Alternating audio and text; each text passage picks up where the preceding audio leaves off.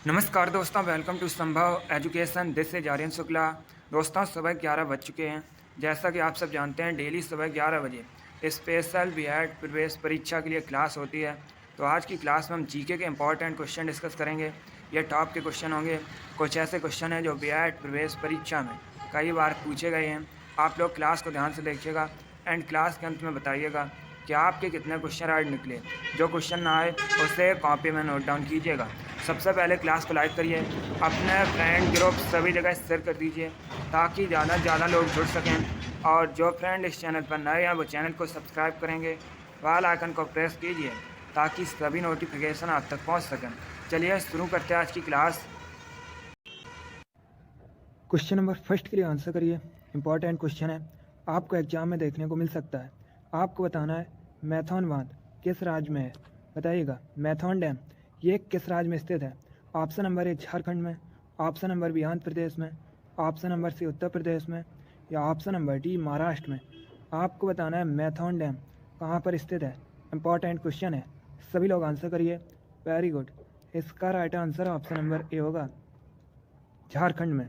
Yes, option number A correct answer है दोस्तों। Maithon dam ये झारखंड में स्थित है, इसलिए option number A correct answer होगा। अब आपसे एग्जाम में क्वेश्चन और पूछा जा सकता है कि मैथॉन बांध, मैथॉन डैम ये किस नदी पर है। तो ये दोस्तों बराकर नदी पर है। तो आप लोग याद रखिएगा मैथॉन बांध जो कि झारखंड में है और ये बराकर नदी पर है। चलिए क्वेश्चन नंबर फर्स्ट का option number A correct answer होगा। आगे बढ़ते हैं। क्वेश्चन नंबर 2 है, ये भी इंपॉर्टेंट क्वेश्चन है, आपके एग्जाम में पूछा हुआ क्वेश्चन है। आपको बताना है वर्ल्ड टेलीविज़न डे कब सेलिब्रेट किया जाता है। बताइएगा विश्व टेलीविज़न दिवस कब मनाया जाता है। सभी लोग आंसर करिए, आपके एग्जाम में पूछा हुआ क्वेश्चन है। इसका right answer option number A होगा 21 नवंबर को। Yes, option number A correct answer है। 21 नवंबर को प्रतिवर्ष विश्व टेलीविज़न दिवस सेलिब्रेट किया जाता है, इसलिए option number A correct answer होगा। आगे बढ़ते हैं। अब क्वेश्चन नंबर 3 के लिए आंसर करिए। आपको बताना है राउत नाच ये किस राज्य का फेमस लोक नृत्य है। आपको बताना है राउत नाच कहाँ का लोक नृत्य है। ए झारखंड का, बी असम का, सी पश्चिम बंगाल का या डी छत्तीसगढ़ का। इसका right answer option number D होगा, छत्तीसगढ़ का। Yes, option number D correct answer है। राउत नाच ये छत्तीसगढ़ का लोक नृत्य है, इसलिए option number D correct answer होगा। क्वेश्चन नंबर 3 का option number D correct answer है। अगला क्वेश्चन देखते हैं। अब देखिए क्वेश्चन नंबर 4 के लिए आंसर करिए। अच्छा क्वेश्चन है, बताइएगा बुल्गारिया की राजधानी क्या है। आपको बताना है बुल्गारिया की कैपिटल का नाम क्या है। सभी लोग आंसर करिए। आपके एग्जाम में जीके के इसी प्रकार के क्वेश्चन पूछे जाते हैं। जो क्वेश्चन का लेवल है वो यही रहता है। आप लोग ध्यान से क्लास को देखिए, डेली आपकी क्लास होगी, डेली क्लास को ज्वाइन कीजिएगा। अभी आंसर करिए क्वेश्चन नंबर 4 के लिए। आपको बताना है बुल्गारिया की राजधानी क्या है। Right answer option number D होगा, Sofia. Yes, option number D correct answer है। सोफिया बुल्गारिया की कैपिटल है, इसलिए option number D correct answer होगा। आगे बढ़ते हैं। अब क्वेश्चन नंबर 5 के लिए आंसर करिए। आपको बताना है रेहंद नदी किस नदी की सहायक नदी है। बताइएगा ये जो दोस्तों रेहंद नदी है ये किसकी सहायक नदी है। ए गंगा की, बी यमुना की, सी सोन की या डी गोमती की। आपको बताना है रेहंद नदी किसकी सहायक नदी है। बहुत अच्छे, very good. Right answer option number C होगा, सोन की। Yes, option number C correct answer है। रेहंद नदी सोन नदी की सहायक नदी है, इसलिए option number C correct answer है। Very good. इसी प्रकार से आप लोग आंसर करिए। क्लास खत्म होने के बाद अपना स्कोर कमेंट बॉक्स में ज़रूर बताइए कि आपके कितने क्वेश्चन आज निकले। आगे बढ़ते हैं। अब क्वेश्चन नंबर 6 के लिए आंसर करिए। बताइएगा हॉर्नबिल त्यौहार, हॉर्नबिल फेस्टिवल किस राज्य में सेलिब्रेट किया जाता है। आपको बताना है हॉर्नबिल त्यौहार किस राज्य में मनाया जाता है। ए मणिपुर में, बी मेघालय में, सी नागालैंड में या डी असम में। बहुत अच्छे, गुड। आपको बताना है हॉर्नबिल त्यौहार किस राज्य में मनाया जाता है। Right answer option number C होगा, नागालैंड में। Yes, option number C correct answer है दोस्तों। हॉर्नबिल त्यौहार नागालैंड में मनाया जाता है, इसलिए option number C correct answer होगा। आपके एग्जाम में क्वेश्चन पूछा गया था नागालैंड की ऑफिशियल लैंग्वेज क्या है, तो आप लोग याद रखिएगा इंग्लिश दोस्तों नागालैंड की ऑफिशियल लैंग्वेज है। अब आप लोग क्लास ख़त्म होने के बाद कमेंट बॉक्स में बताइएगा नागालैंड की कैपिटल का नाम क्या है, नागालैंड की राजधानी क्या है। इसका आंसर आप लोग कमेंट बॉक्स में दीजिएगा। चलिए क्वेश्चन नंबर 6 का option number C correct answer होगा हॉर्नबिल त्यौहार, हॉर्नबिल फेस्टिवल। ये नागालैंड में मनाया जाता है, सेलिब्रेट किया जाता है। आगे बढ़ते हैं। क्वेश्चन नंबर 7 के लिए आंसर करिए। आपको बताना है स्पेन की मुद्रा क्या है, बताइएगा स्पेन की मुद्रा क्या है। बहुत अच्छे, very good. Right answer option number C होगा euro. Yes, option number C correct answer है दोस्तों। स्पेन की करेंसी यूरो है, इसलिए option number C correct answer होगा। जिसने भी क्वेश्चन नंबर 7 का ऑप्शन नंबर सी दिया है उनका राइट आंसर है, वेरी गुड। आगे बढ़ते हैं। अब क्वेश्चन नंबर 8 के लिए आंसर करिए। ये भी इंपॉर्टेंट क्वेश्चन है, अच्छा क्वेश्चन है। आपको बताना है उजनी डैम ये किस राज्य में स्थित है, बताइएगा उजनी डैम किस राज्य में स्थित है। इंपॉर्टेंट क्वेश्चन है, पहले ऑप्शन को पढ़िए उसके बाद आंसर करिएगा। इसका right answer option number D होगा, महाराष्ट्र में। Yes, option number D correct answer है दोस्तों। उजनी डैम ये महाराष्ट्र में स्थित है, इसलिए option number D correct answer होगा। अब यहाँ पर आपसे एग्जाम में क्वेश्चन पूछे जा सकते हैं कि उजनी डैम ये किस नदी पर है, तो आप लोग याद रखिएगा दोस्तों ये भीमा नदी पर है। इसीलिए इस डैम को भीमा डैम के नाम से भी जाना जाता है, भीमा बांध के नाम से भी दोस्तों इसे जाना जाता है, और भीमा सिंचाई परियोजना के नाम से भी इसी को जाना जाता है। तो आप लोग याद रखिएगा उजनी डैम महाराष्ट्र में है। चलिए क्वेश्चन नंबर 8 का option number D correct answer है, ये भीमा नदी पर है। आगे बढ़ते हैं। क्वेश्चन नंबर 9 के लिए आंसर करिए। बताइएगा दुर्गापुर कहाँ पर है। आपको बताना है दुर्गापुर ये किस राज्य में है। ए उड़ीसा में, बी पश्चिम बंगाल में, सी बिहार में, या डी झारखंड में। इसका right answer option number B होगा, वेस्ट बंगाल में। Yes, option number B correct answer है। दुर्गापुर पश्चिम बंगाल में है, इसलिए option number B correct answer होगा। आगे बढ़ते हैं। क्वेश्चन नंबर 10 के लिए आंसर करिए। यह भी अच्छा क्वेश्चन है। बताइएगा किस शहर को विश्व में चमड़े के शहर के रूप में भी जाना जाता है। आपको बताना है किसे चमड़े के शहर के रूप में भी जाना जाता है। इनमें से ए कानपुर को, बी कोलकाता को, सी लखनऊ को, या डी लुधियाना को। आंसर करिएगा। इसका right answer option number A होगा, Kanpur. Yes, option number A correct answer है दोस्तों। कानपुर को चमड़े के शहर के रूप में भी जाना जाता है, इसलिए option number A correct answer है। कानपुर के साथ ही दोस्तों आगरा और चेन्नई ये भी चमड़े के उद्योग के लिए प्रसिद्ध हैं। चलिए क्वेश्चन नंबर 10 का option number A correct answer होगा। बहुत अच्छे दोस्तों, वेरी गुड। अब आंसर करिए क्वेश्चन नंबर 11 के लिए। अच्छा क्वेश्चन है। आपको बताना है फ्रांस का राष्ट्रीय खेल क्या है। ऑप्शन दिए गए हैं। Option number A cricket, option number B table tennis, option number C football, या ऑप्शन नंबर डी बैडमिंटन। आपको बताना है फ्रांस का नेशनल स्पोर्ट क्या है। फ्रांस दोस्तों यूरोप महाद्वीप के अंतर्गत आता है। एग्जाम में क्वेश्चन पूछा गया था कि फ्रांस की राजधानी क्या है। आप लोग बताइएगा फ्रांस की राजधानी क्या है। Very good. यस, फ्रांस की राजधानी दोस्तों पेरिस है। अब आंसर करिए क्वेश्चन नंबर 11 के लिए। आपको बताना है फ्रांस का राष्ट्रीय खेल क्या है। Right answer option number C होगा, football. Yes, option number C correct answer है, फुटबॉल फ्रांस का राष्ट्रीय खेल है। एग्जाम में क्वेश्चन पूछा गया था कि इंग्लैंड का राष्ट्रीय खेल क्या है, तो आप लोग याद रखिएगा क्रिकेट दोस्तों इंग्लैंड का राष्ट्रीय खेल है। साथ में दोस्तों ऑस्ट्रेलिया का भी राष्ट्रीय खेल क्रिकेट ही है। चलिए क्वेश्चन नंबर 11 का option number C correct answer है, फुटबॉल फ्रांस का नेशनल स्पोर्ट है। आगे बढ़ते हैं। अब क्वेश्चन नंबर 12 के लिए आंसर करिए। दिवस से संबंधित क्वेश्चन है, कन्फर्म है आपके एग्जाम में 1 से 2 क्वेश्चन दिवस से संबंधित पूछे जाएंगे। इसी प्रकार के क्वेश्चन होंगे दोस्तों। बताइएगा विश्व वन्य जीव दिवस कब मनाया जाता है। आपको बताना है विश्व वन्य जीव दिवस कब सेलिब्रेट किया जाता है। सभी लोग आंसर करिएगा। Good. Right answer option number A होगा, 3 मार्च को। Yes, option number A correct answer है।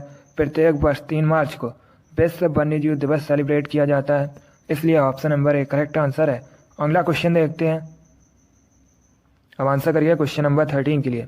आपको बताना है उत्तर प्रदेश में चौधरी चरण सिंह स्टेडियम कहाँ स्थित है।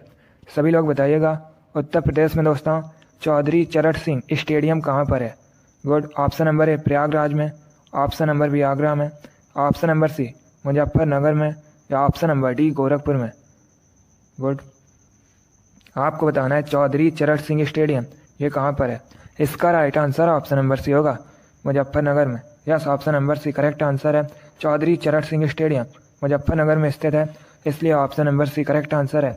एग्जाम में क्वेश्चन पूछा गया था कि चौधरी चरण सिंह अंतर्राष्ट्रीय हवाई अड्डा, इसे दोस्तों अमौसी हवाई अड्डा भी कहा जाता है, ये कहाँ पर है, तो ये लखनऊ में है। इसे भी आप लोग याद रखिएगा, ये क्वेश्चन आपके एग्जाम में पूछा हुआ क्वेश्चन है। क्वेश्चन नंबर 13 का option number C correct answer है। चौधरी चरण सिंह स्टेडियम मुजफ्फरनगर में स्थित है। आगे बढ़ते हैं।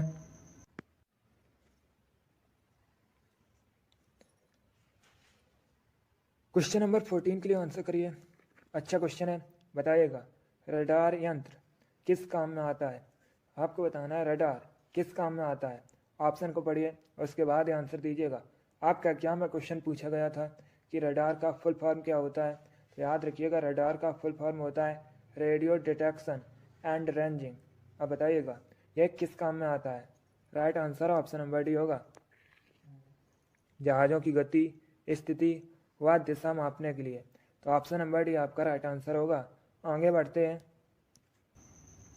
क्वेश्चन नंबर 15 के लिए आंसर करिए। अब आपको बताना है रोजर फेडरर ये कहाँ के निवासी है। बताइएगा रोजर फेडरर कहाँ के निवासी है। पहली बात तो आप लोग याद रखिएगा, रोजर फेडरर दोस्तों टेनिस के स्टार खिलाड़ी हैं।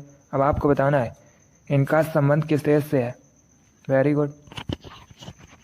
Option number B correct answer है, स्विट्जरलैंड से। Yes, option number B correct answer है। रोजर फेडरर स्विट्जरलैंड के स्टार टेनिस खिलाड़ी हैं। चलिए क्वेश्चन नंबर 15 का option number B correct answer है। बहुत अच्छे। अगला क्वेश्चन देखते हैं। क्वेश्चन नंबर 16 के लिए आंसर करिए। ये क्वेश्चन मैंने अभी आपको बताया था, तो आप लोग राइट आंसर करिएगा। आपको बताना है वानखेड़े स्टेडियम कहाँ स्थित है। ऑप्शन नंबर ए मुंबई में, बी लखनऊ में, सी न्यू दिल्ली में या डी चेन्नई में। अभी मैंने आपको ये क्वेश्चन बताया था, आप लोग राइट आंसर करिए। आपको बताना है वानखेड़े स्टेडियम कहाँ स्थित है। बहुत अच्छे। Right answer option number A होगा, मुंबई में। Yes, option number A correct answer है। अगला क्वेश्चन देखते हैं। क्वेश्चन नंबर 17 के लिए आंसर करिए। अच्छा क्वेश्चन है, साइंस से संबंधित क्वेश्चन है। पहले ध्यान से क्वेश्चन को पढ़िए, उसके बाद आंसर करिएगा। गुड। आपको बताना है चांदी का, सिल्वर का लैटिन नाम क्या है। बताइएगा चांदी का लैटिन नाम क्या है। Option number A argentum, option number B aurum, option number C stannum या option number D none of these. आपको बताना है चांदी का लैटिन नाम क्या है। सभी लोग क्वेश्चन नंबर 17 के लिए आंसर करिएगा। Very good. Right answer option number A होगा, argentum. Yes, option number A correct answer है दोस्तों। चांदी का लैटिन नाम अर्जेंटम है, इसलिए option number A correct answer है। इसीलिए दोस्तों चांदी को एजी से रिप्रेजेंट किया जाता है। और सोने का लैटिन नाम है स्टेनम दोस्तों, टिन का लैटिन नाम है। तो आप लोग इनके बारे में याद रखिएगा। इन तीनों ऑप्शन से आपके एग्जाम में क्वेश्चन पूछे जा सकते हैं। क्वेश्चन नंबर 17 का option number A correct answer है। चांदी का, सिल्वर का लैटिन नाम अर्जेंटम है। आगे बढ़ते हैं। अब आंसर करिए क्वेश्चन नंबर 18 के लिए। आपको बताना है मोमबत्ती रासायनिक ऊर्जा को किस में रूपांतरित करती है। बताइएगा मोमबत्ती केमिकल एनर्जी को किस में रूपांतरित करती है। ए विद्युत ऊर्जा में, बी यांत्रिक ऊर्जा में, सी ऊष्मा और प्रकाश ऊर्जा में या डी नन ऑफ दीज इनमें से कोई नहीं। बहुत अच्छे। इसका right answer option number C होगा, ऊष्मा और प्रकाश ऊर्जा में। Yes, option number C correct answer है। मोमबत्ती रासायनिक ऊर्जा को ऊष्मा और प्रकाश ऊर्जा में रूपांतरित करती है, इसलिए option number C correct answer है। Very good. आगे बढ़ते हैं। अब क्वेश्चन नंबर 19 के लिए आंसर करिए। आपको बताना है मध्य प्रदेश का राजकीय फल क्या है। बताइएगा मध्य प्रदेश का राजकीय फल क्या है। बहुत अच्छे। इसका right answer option number A होगा, आम। Yes, option number A correct answer है दोस्तों, आम मध्य प्रदेश का राजकीय फल है। आगे बढ़ते हैं। क्वेश्चन नंबर 20 के लिए आंसर करिए। इंपॉर्टेंट क्वेश्चन है, आपके एग्जाम में पूछा हुआ क्वेश्चन है। आपको बताना है साइप्रस द्वीप कहाँ स्थित है। बताइएगा साइप्रस द्वीप कहाँ स्थित है। बहुत अच्छे। इसका right answer option number A होगा, भूमध्य सागर में। Yes, option number A correct answer है दोस्तों, साइप्रस द्वीप ये भूमध्य सागर में स्थित है। आगे बढ़ते हैं। क्वेश्चन नंबर 21 के लिए आंसर करिए। आपको बताना है कोटा किस नदी किनारे स्थित है। बताइएगा कोटा किस नदी किनारे स्थित है। पहले आप लोग बताइएगा कोटा ये किस राज्य में है। सभी लोग जल्दी से आंसर करिए। आपको बताना है कोटा किस राज्य में है। उसके बाद बताइएगा कोटा किस नदी किनारे बसा है। गुड, यस दोस्तों, कोटा राजस्थान का शहर है। अब बताइएगा यह किस नदी किनारे बसा है। बहुत अच्छे, करेक्ट आंसर है ऑप्शन नंबर डी होगा, Chambal. Yes, option number D correct answer है, कोटा चंबल नदी किनारे स्थित है। अगला क्वेश्चन देखते हैं। क्वेश्चन नंबर 22 के लिए आंसर करिए। आपको बताना है माई कंट्री माई लाइफ पुस्तक किसके द्वारा लिखी गई है। बताइएगा माई कंट्री माई लाइफ पुस्तक के लेखक कौन है। बहुत अच्छे, इसका right answer option number D होगा, Lal Krishna Advani. Yes, option number D correct answer है दोस्तों। माई कंट्री माई लाइफ पुस्तक के लेखक लाल कृष्ण आडवाणी है, इसलिए option number D correct answer होगा। अगला क्वेश्चन देखते हैं। क्वेश्चन नंबर 23 आपके सामने है, इंपॉर्टेंट क्वेश्चन है। आपको बताना है भारत के किस राज्य को मसालों का बगीचा कहते हैं। आपको बताना है भारत में किस राज्य को मसालों का बगीचा कहा जाता है। ए आंध्र प्रदेश को, बी केरल को, सी तमिलनाडु को या डी उत्तराखंड को। गुड, इसका right answer option number B होगा, केरल को। Yes, option number B correct answer है, केरल को भारत में मसालों का बगीचा कहा जाता है, इसलिए option number B correct answer है। एक क्वेश्चन आपके एग्जाम में पूछा गया था, मैंने भी आपको ये क्वेश्चन कई बार बताया है कि केरल की ऑफिशियल लैंग्वेज क्या है। ये क्वेश्चन आपके एग्जाम में पूछा हुआ क्वेश्चन है, तो आप लोग याद रखिएगा मलयालम दोस्तों केरल की ऑफिशियल लैंग्वेज है। क्वेश्चन नंबर 23 का option number B correct answer है, केरल को भारत में मसालों का बगीचा कहा जाता है। अगला क्वेश्चन देखते हैं। क्वेश्चन नंबर 24 आपके सामने है। बताइएगा गीता रेस पुस्तक के लेखक कौन है।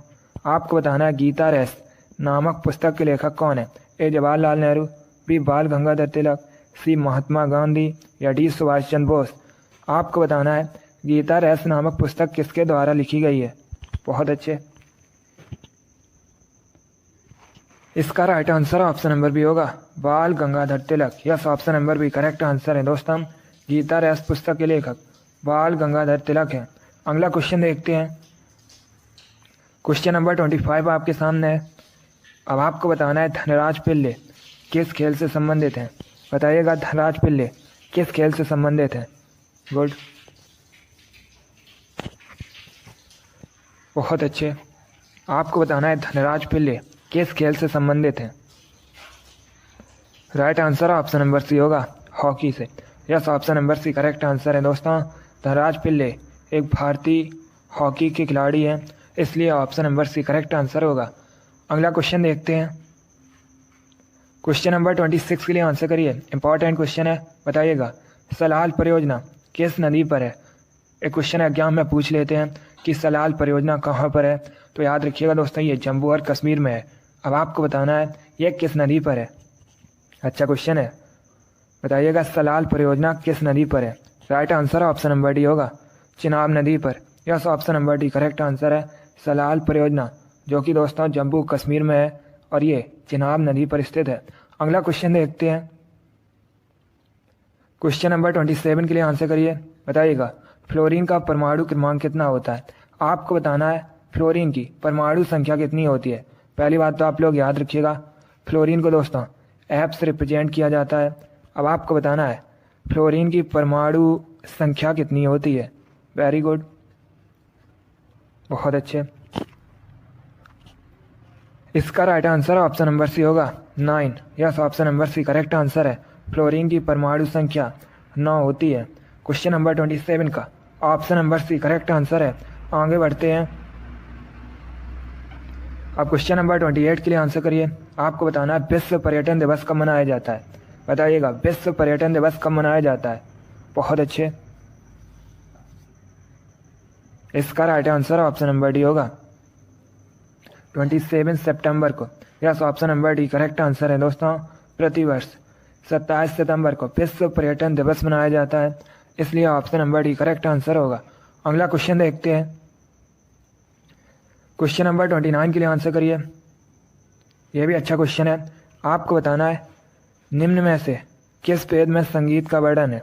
बताइएगा संगीत का वर्णन किस वेद में है। ऑप्शन दिए गए हैं, ध्यान से ऑप्शन पढ़िए, उसके बाद ध्यान से करिएगा। दोस्तों वेद 4 हैं, ऋग्वेद, अथर्ववेद, सामवेद, यजुर्वेद। एक क्वेश्चन एग्जाम में पूछ लेते हैं कि वेदों की रचना किस भाषा में की गई है, तो आप लोग याद रखिएगा वेदों की रचना दोस्तों संस्कृत भाषा में की गई है। अब बताइएगा किस वेद में संगीत का वर्णन है। Good, right answer option number C होगा, सामवेद में। Yes, option number C correct answer है, सामवेद में संगीत का वर्णन है, इसलिए option number C correct answer है। एग्जाम में क्वेश्चन पूछा गया था कि सबसे प्राचीन वेद कौन सा है, तो याद रखिएगा दोस्तों ऋग्वेद सबसे प्राचीन वेद है। और एक क्वेश्चन एग्जाम में पूछा जाता है कि गायत्री मंत्र का उल्लेख किस वेद में है, तो आप लोग याद रखिएगा ऋग्वेद में दोस्तों गायत्री मंत्र का उल्लेख है। चलिए क्वेश्चन नंबर 29 का option number C correct answer है, संगीत का वर्णन सामवेद में है। आगे बढ़ते हैं, क्वेश्चन नंबर 30 के लिए आंसर करिए। आपको बताना है किसे एशियाई नोबेल पुरस्कार के नाम से भी जाना जाता है। बताइएगा किसे दोस्तों, या किस पुरस्कार को एशियाई नोबेल पुरस्कार के नाम से भी जाना जाता है। Option number A Ramon Magsaysay पुरस्कार, option number B Shanti Swarup Bhatnagar पुरस्कार, ऑप्शन नंबर सी ऑस्कर पुरस्कार, या option number D none of these, इनमें से कोई नहीं। क्वेश्चन नंबर 30 के लिए आंसर करिएगा। बहुत अच्छे, इसका right answer option number A होगा, रेमन मैग्सेसे पुरस्कार। Yes, option number A correct answer है, रेमन मैग्सेसे पुरस्कार को एशियाई नोबेल पुरस्कार के नाम से भी जाना जाता है, इसलिए option number A correct answer है। यह भी इंपॉर्टेंट क्वेश्चन है, आपको एग्जाम में देखने को मिल सकता है। आगे बढ़ते हैं, क्वेश्चन नंबर 31 के लिए आंसर करिए। बताइएगा ओणम किस राज्य का प्रमुख त्यौहार है। आपको बताना है ओणम दोस्तों किस राज्य का मेन फेस्टिवल है। ए असम का, बी मिजोरम का, सी केरल का, या डी नागालैंड का। सभी लोग आंसर करिएगा। गुड, इसका right answer option number C होगा, केरल का। Yes, option number C correct answer है दोस्तों, ओणम केरल का एक प्रमुख त्यौहार है, इसलिए option number C correct answer होगा। अगला क्वेश्चन देखते हैं, क्वेश्चन नंबर 32 के लिए आंसर करिएगा। ये क्वेश्चन आपके एग्जाम में पूछा हुआ क्वेश्चन है, इसी प्रकार से पूछा गया था। आपको बताना है निम्न में से किसे भारत रत्न नहीं मिला है। बताइएगा किसे इनमें से दोस्तों भारत रत्न नहीं मिला है। भारत रत्न भारत का सर्वोच्च नागरिक पुरस्कार है, ये दोस्तों राष्ट्रपति द्वारा प्रदान किया जाता है। अब आपको बताना है इनमें से किसे भारत रत्न नहीं मिला है। गुड, इसका right answer option number D होगा, सोनिया गांधी को। Yes, option number D correct answer है, इनमें से दोस्तों सोनिया गांधी को भारत रत्न नहीं मिला है, इसलिए option number D correct answer होगा। बाकी मोरारजी देसाई, गुलजारी लाल नंदा, राजीव गांधी, इनको भारत रत्न मिला है। क्वेश्चन नंबर 32 का option number D correct answer होगा, सोनिया गांधी को भारत रत्न नहीं मिला है। अगला क्वेश्चन देखते हैं, क्वेश्चन नंबर 33 आपके सामने है। बताइएगा गीत गोविंद के रचयिता कौन है। आपको बताना है गीत गोविंद इसके रचयिता कौन है। बहुत अच्छे, right answer option number B होगा, Jayadev. Yes, option number B correct answer है दोस्तों, जयदेव गीत गोविंद के रचयिता हैं, इसलिए option number B correct answer होगा। देखिए एग्जाम में क्वेश्चन पूछा गया था, अगर हम ऑप्शन नंबर सी की बात करें, वाण भट्ट हरचरित के लेखक कौन है, तो आप लोग याद रखिएगा वाण भट्ट हैं। और एक क्वेश्चन पूछा जाता है कादम्बरी के लेखक कौन है, तब भी आप लोग याद रखिए वाण भट्ट। चलिए क्वेश्चन नंबर 33 का option number B correct answer है, गीत गोविंद के रचयिता दोस्तों गीत गोविंद के जयदेव हैं। आगे बढ़ते हैं, क्वेश्चन नंबर 34 के लिए आंसर करिए। बताइएगा महाभारत में अर्जुन किसके पुत्र थे।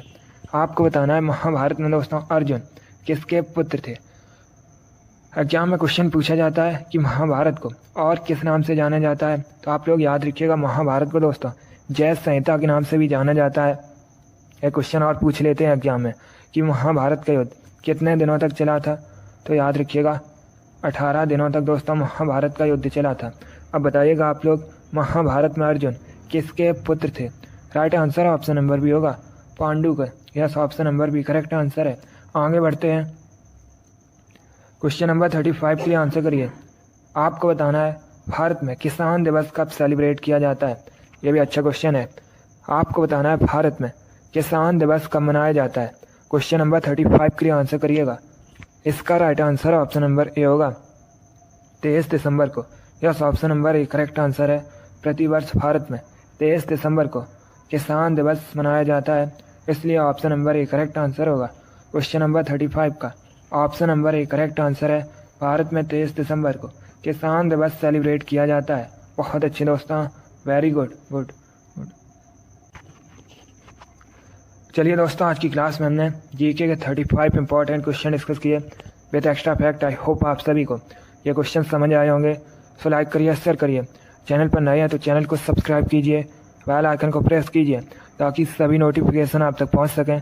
आप लोग अपना स्कोर कमेंट बॉक्स में ज़रूर बताइए कि आपके कितने क्वेश्चन राइट निकले। इसी के साथ मैं आपको मिलूंगा अगली क्लास में। Thank you guys, thank you for watching. God bless you all.